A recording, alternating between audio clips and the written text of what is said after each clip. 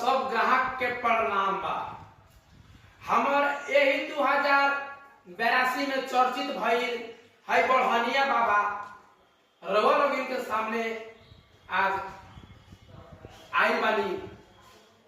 श्री श्री 1008 श्री दुधेश्वर नाथ बाबा भाषा के कृपा से ई बढ़निया बाबा उपस्थित भइल बानी।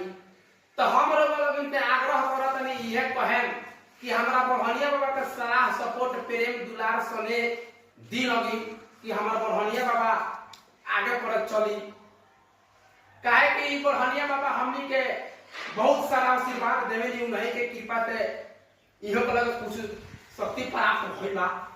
आ हमनियो वाला कुछ बा तो वही तरह कहे कि लोगन एक लाइक एक कमेंट एक शेयर कर दे हम लगी श्री दुधेश्वर नाथ के नाम से। तो लोगन के 100 से 100 गुना आशीर्वाद हमनी के ऊपर आई। आ बाबा तो हमनी के आग्रह करन